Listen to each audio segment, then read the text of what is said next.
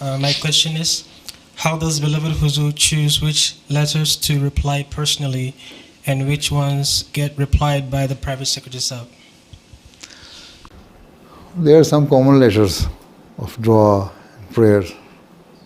So normally if there is not any special thing in it, then I ask private secretary to reply those letters.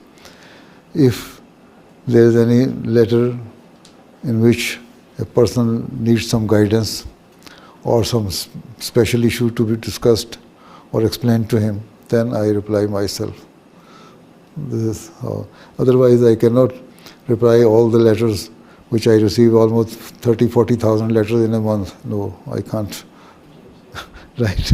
Some of the letters I personally read, the whole letter, or 400 or 500 letters daily. And quite a number of letters go to my office staff and they make a summary of it. And if there is no any special issue in it, then I ask private secretary to reply. If there is any special thing in it, then I reply myself.